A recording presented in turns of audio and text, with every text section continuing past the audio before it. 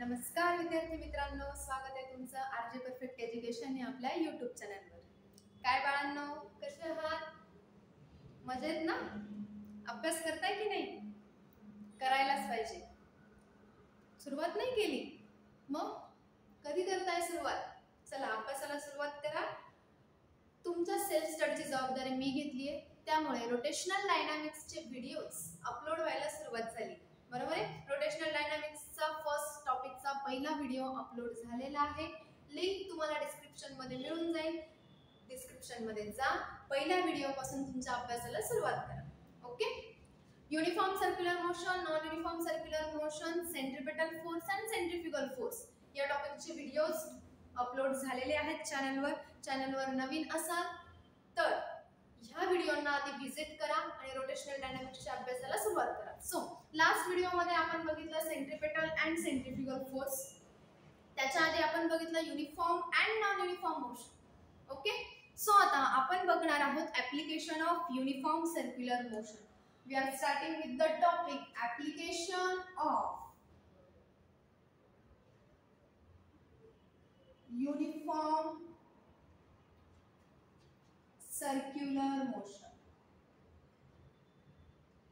We are starting with the topic application of uniform circular motion. Uniform circular motion's first application is vehicle on horizontal circular track.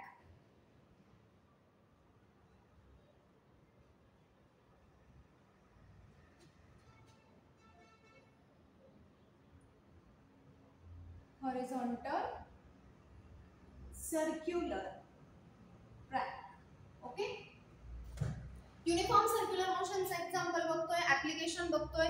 Application is vehicle on horizontal circular track. आता uniform circular motion म्हणजे मी काय सांगितलं होतं, तुमचा particle काय perform करतोय? Circular motion. Okay. Circular motion perform करतोय. मग हा सुद्धा तुमचा particle vehicle as a particle consider केलाय. तो कुठल्या पोझिशनला आहे? Horizontal circular track. म्हणजे तुम्ही जर मोटर ड्रायव्हिंग स्कूल मध्ये जर गेला असाल ड्रायव्हिंग टेस्ट साठी, तर तिथे जो तुमचा ड्रायव्हिंग टेस्ट साठी जो काही ट्रॅक असेल,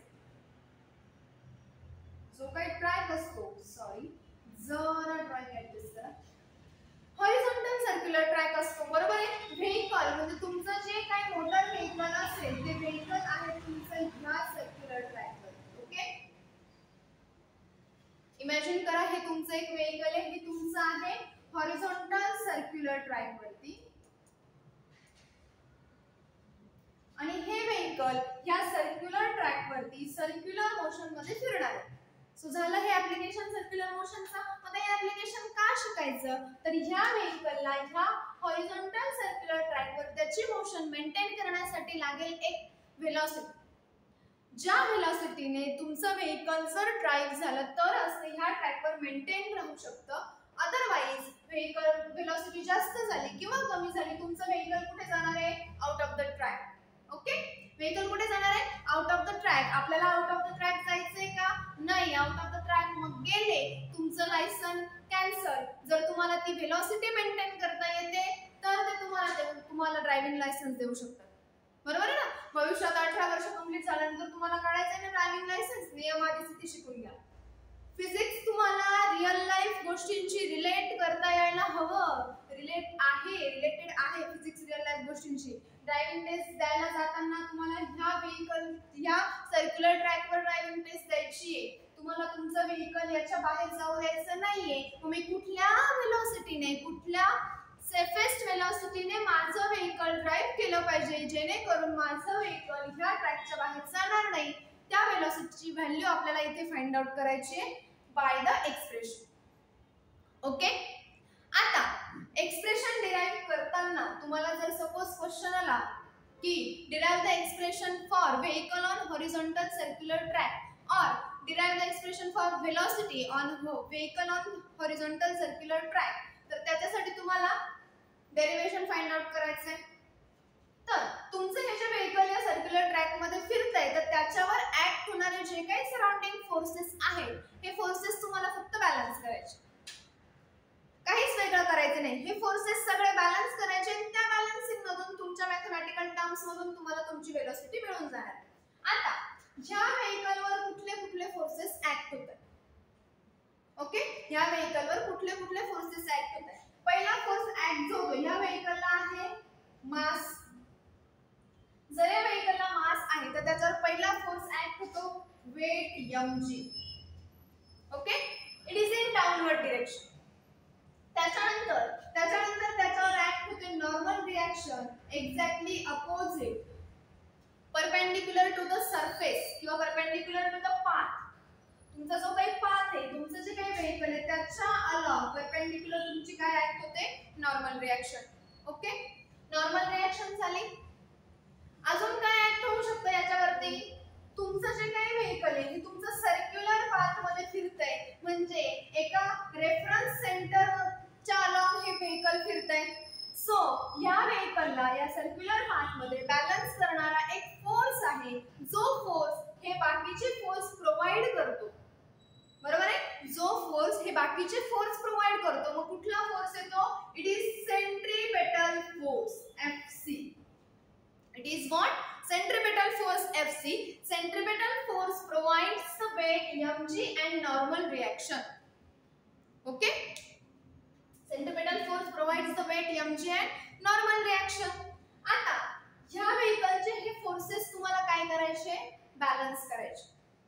फोर्सेस काय करायचे, बॅलन्स करायचे. मग आता त्यासाठी तुम्हाला मोस्ट इम्पॉर्टंट थिंग जी माहित पाहिजे ती म्हणजे साइन कन्व्हेन्शन.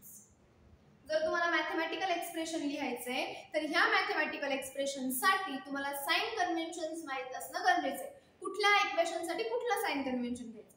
साइन कन्व्हेन्शन साठी तुम्हाला एक सोपी डायग्राम लक्षात ठेवायची आहे. ओके, जे आपण 4 क्वाड्रंट सिस्टीम शिकलो दहावीला असताना जे काही आपण 4 क्वाड्रंट सिस्टीम शिकलो ती तुम्हाला त्या पद्धतीने लक्षात ठेवायचंय. तुम्ही जर टुवर्ड्स राइट जाताय तर तुमचे साइन कन्व्हेन्शन असायला पाहिजे पॉझिटिव्ह. जर तुम्ही टुवर्ड्स लेफ्ट येताय तर तुमचे साइन कन्व्हेन्शन असायला पाहिजे निगेटिव्ह. पुढे जाताय तर पॉझिटिव्ह, मागे येताय तर निगेटिव्ह. बरोबर आहे ना. पुढे जाणारा चांगला, मागे येणारा वाईट. पुढे जाणारा पॉझिटिव्ह, मागे येणारा निगेटिव्ह. Okay fine. आता अपवर्ड डायरेक्शन मध्ये तुमचे साइन कन्व्हेन्शन असणार आहे पॉझिटिव्ह आणि डाउनवर्ड डायरेक्शन मध्ये तुमचे साइन कन्व्हेन्शन असणार आहे निगेटिव्ह. परत एकदा, वरती जाणारा पॉझिटिव्ह, खाली जाणारा निगेटिव्ह. लक्षात राहतील साइन कन्व्हेन्शन्स. आता हे साइन कन्व्हेन्शन तुम्हाला वापरायचे इक्वेशन बॅलन्सिंग मध्ये किंवा तुमच्या मॅथमॅटिकल फॉर्मॅट मध्ये. ओके, आता मला हे जे काही मी फोर्सेस डिनोट करते या फोर्सेसच्या व्हॅल्यूज माहित असणं गरजेचं. फर्स्ट ऑफ ऑल मला या व्हॅल्यूज माहित असणं गरजेचं आहे. इन जनरल माझा सेंट्रिपेटल फोर्सची व्हॅल्यू काय मिळते मला. What is centripetal force. Centripetal force FC आपण शिकलोय. What is centripetal force mv²/r किंवा mr⍵². बरोबर आहे. This is the formula for centripetal force. जर मला फ्रिक्शनल फोर्स हवा असेल, frictional force due to friction Fs, तर फ्रिक्शनल फोर्स माझा असतो constant of friction μs. What is frictional force. Frictional force μs into n where n is normal reaction. This is value for frictional force. Okay, या values तुम्हाला equation मध्ये use करायच्या आहे म्हणून या व्हॅल्यू तुम्हाला आधी नोटिफाय केल्या. मी डायरेक्ट या व्हॅल्यू इक्वेशन मध्ये लिहिल्या तर कुठून व्हॅल्यू आल्या, कुठून तरी हवेतून आल्या. मॅडमने इथे लिहिल्या. काय त्याचा बॅकग्राऊंड काहीच नाही, कनेक्शन काहीच नाही. हे बघा कनेक्शन सांगते तुम्हाला. हे कनेक्शन सगळे 11वीत होते पण 11वी आम्ही तिथेच सोडून आलो, तिथेच विसरू नका. FC centripetal force is nothing but mv²/r and frictional force is nothing but μsn. μs is the frictional constant of friction. Okay, आता मला बॅलन्स करायचं आहे vehicle on circular track. Expression लिहिताना तुम्हाला तुमच्या डायग्रामचं डिस्क्रिप्शन लिहिणं इज मोस्ट इम्पॉर्टंट. फक्त derivation लिहिताय, काय कुठून आलं, कशावरती तुम्ही फोर्सेस ऍक्ट केले हे तर माहिती पाहिजे ना. तुम्ही फक्त लिहिताय की mg acting in downward direction किंवा normal reaction fc plus minus equation लिहाल, पण कुठून आले हे? त्याच्यासाठी तुम्हाला काय इम्पॉर्टंट आहे? डिस्क्रिप्शन. डिस्क्रिप्शन कसं लिहिणार तुम्ही? कसं लिहिणार डिस्क्रिप्शन? डिस्क्रिप्शन मध्ये लिहिणार की अ vehicle is travel around a horizontal circular track. Description of track. Vehicle is travel along the horizontal circular track. Horizontal circular track वर तुमचं व्हेइकल फिरतंय. ते फिरत असताना आता आपल्याला पुढचं सेंटेन्स लिहायचं, त्याच्यावर कुठले कुठले फोर्सेस ऍक्ट होतात. ओके, कुठले कुठले फोर्सेस ऍक्ट होतात त्याच्यावर? Vehicle is experienced by a force in downward direction known as weight mg. Downward direction मध्ये त्या व्हेइकल वर जो काय फोर्स ऍक्ट होतो तो आहे weight mg. This weight mg is balanced by perpendicular force denoted as normal reaction n. हा जो काही फोर्स आहे तो नॉर्मल रिएक्शन ने बॅलन्स होतो. This is second sentence. Then this normal reaction and weight mg provided by a force known as centripetal force. हे दोघं force कोणत्या फोर्सने प्रोव्हाइड केले? Centripetal force Fc. Centripetal force Fc. डायग्रामचं डिस्क्रिप्शन मी इथे लिहित नाही. विथ डिस्क्रिप्शन अँड डेरिव्हेशन तुम्हाला ह्या टॉपिकच्या नोट्स डिस्क्रिप्शन बॉक्स मध्ये मिळून जातील. डिस्क्रिप्शन बॉक्स मध्ये लिंक आहे, त्या लिंकवर तुम्हाला पीडीएफ फॉर्मॅट मध्ये नोट्स अवेलेबल असतील. सो डायग्रामचं डिस्क्रिप्शन तुम्ही पण लिहायला ट्राय करा. मी तुम्हाला परत एकदा डिस्क्रिप्शन सांगते. तुमचं व्हेइकल आहे along horizontal circular track. So जर तुमचं व्हेइकल हॉरिझॉन्टल सर्क्युलर ट्रॅक वर आहे तर त्याला डिस्क्राइब कसं करणार?